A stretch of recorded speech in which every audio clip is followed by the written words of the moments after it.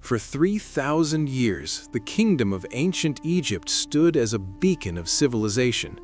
From 3150 BC to 30 BC, it developed monumental architecture, sophisticated writing, and a culture deeply rooted in tradition.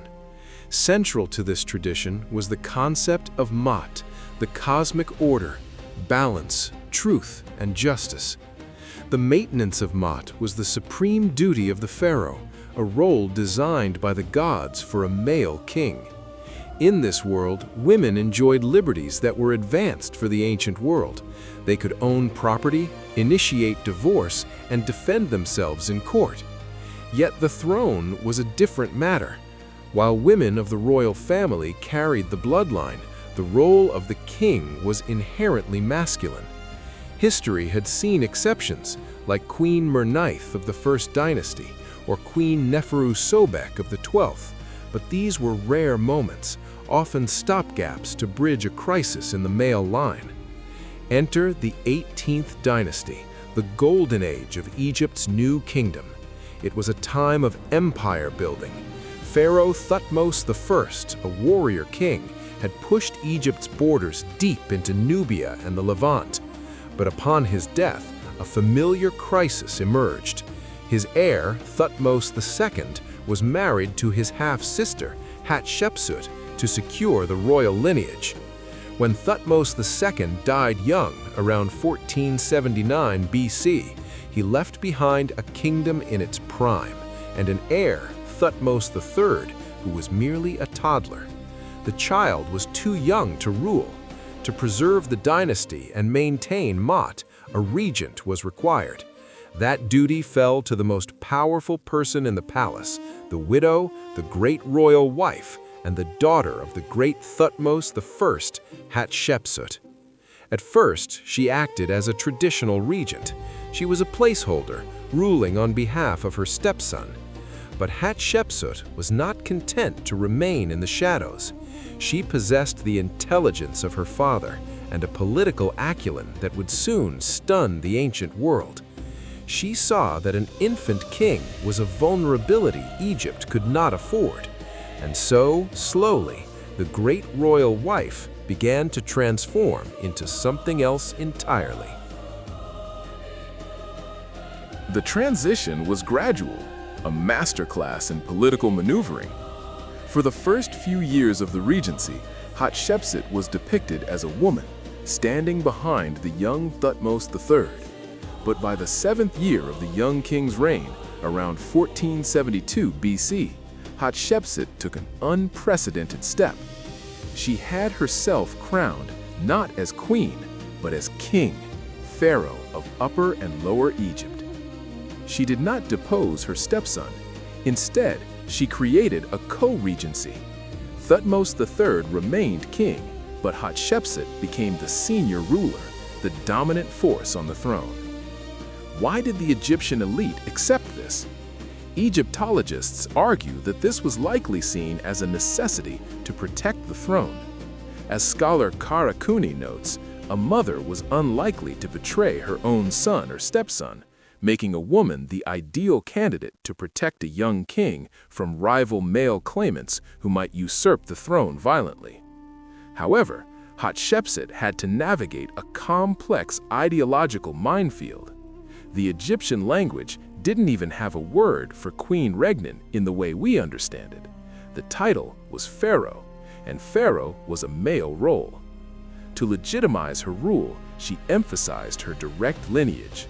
She was the fully royal daughter of Thutmose I and Queen Ahmose, whereas her husband and stepson were born of secondary wives. She surrounded herself with loyal supporters who helped engineer her rise. Chief among them was Senenmut, the overseer of works. Senenmut rose from a common background to become the most powerful official in the land, holding titles such as Steward of Amun and royal tutor to Hatshepsut's daughter, Neferu. History, and perhaps gossip, has often speculated about the nature of their relationship. Was the powerful female pharaoh in love with her chief architect?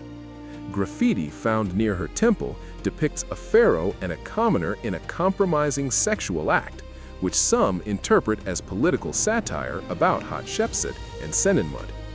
While historians debate whether they were lovers, there is no concrete proof of a romance. What is certain, however, is that Senenmut remained unmarried and devoted his life to serving Hatshepsut and her family.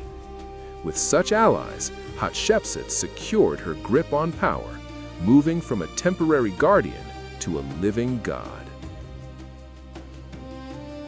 Unlike the warrior kings who preceded and followed her, Hatshepsut's reign was not defined by blood on the battlefield, but by gold in the treasury. Her 22-year rule was an era of immense prosperity and economic expansion. She famously boasted that her arrows were not used against enemies, but that she created a state of peace that allowed trade to flourish. Her crowning achievement in foreign policy was the famous expedition to the land of Punt. Punt was a fabled, semi-mythical region likely located in the Horn of Africa or modern-day Eritrea. Trade with Punt had been disrupted for centuries. Hatshepsut reopened these routes in a grand display of power and piety. She sent a fleet of 5 ships down the Red Sea. They returned laden with wonders: gold, ebony, ivory, leopard skins, and live animals. Most importantly, they brought back 31 living myrrh trees, roots and all, to be planted in the courtyard of her mortuary temple. This was the first recorded attempt in history to transplant foreign trees. It was a triumph of logistics and a propaganda coup, proving that the gods favored her reign. This wealth fueled one of the most prolific building programs in Egyptian history. She renovated temples across the country that had fallen into disrepair. But her masterpiece was her own mortuary temple at Deir el-Bahari, known as Djeser Djeseru, or Holy of Holies. Built into the towering limestone cliffs opposite modern-day Luxor, the temple is an architectural marvel. It features 3 massive terraced levels connected by ramps, designed to blend seamlessly with the rugged mountain backdrop. It was designed to align with the Temple of Karnak across the river, creating a grand axis for religious festivals. The walls of this temple were carved with beautiful reliefs telling the story of her reign, including the expedition to Punt and the transport of great obelisks. It stood as a stone testament to a reign that brought stability and wealth to the Nile Valley.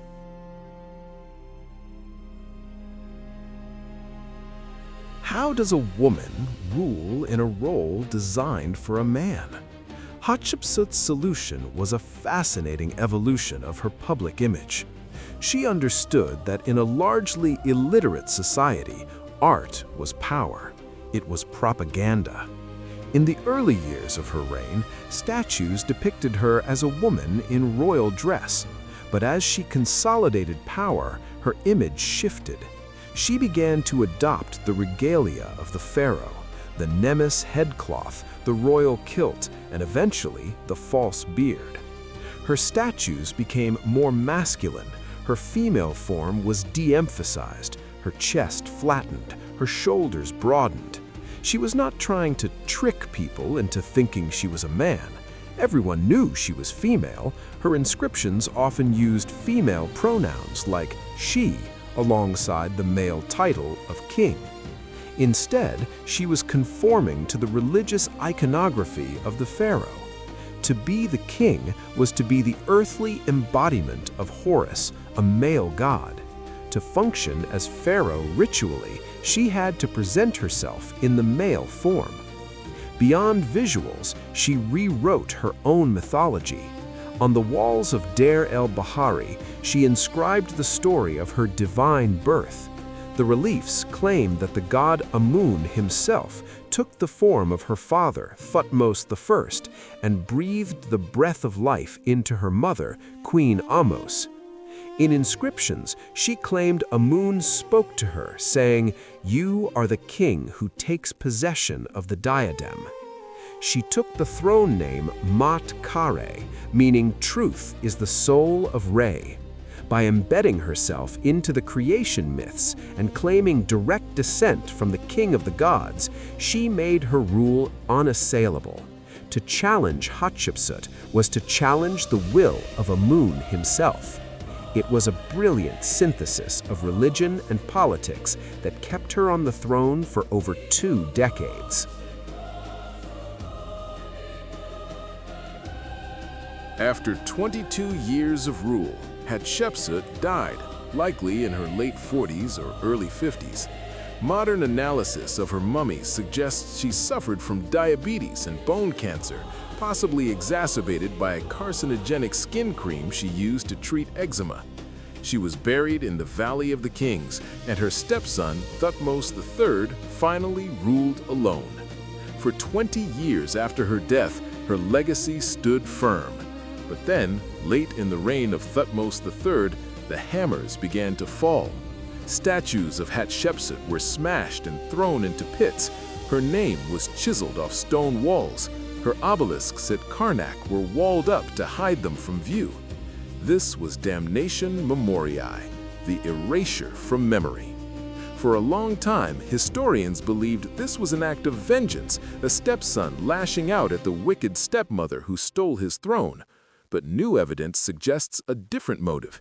The erasure didn't begin immediately after her death. It started decades later, when Thutmose III was an old man and his own son, Amenhotep III, was rising to power.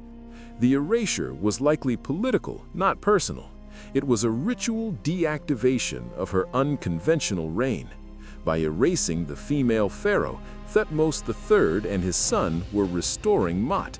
They were streamlining the line of succession to run from male to male, Thutmose I to the second to the third, ensuring that Hatshepsut's precedent of a powerful female king would not threaten the patriarchal order in the future. They almost succeeded. For centuries, her name was missing from the official king lists. She was forgotten. It was only in the 19th and 20th centuries that archaeologists pieced her story back together. The mystery of her physical remains was finally solved in 2007.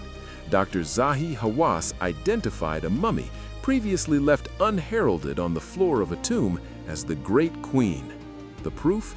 A single molar tooth found in a wooden box inscribed with her name perfectly fit the jaw of the unidentified mummy. Today, Hatshepsut is recognized not as a usurper, but as one of the most successful rulers in Egyptian history.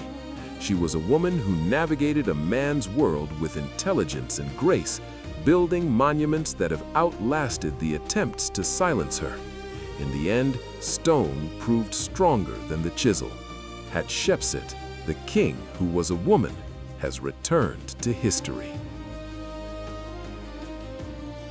Share your thoughts in the comments, and don't forget to subscribe for more stories that shaped our world.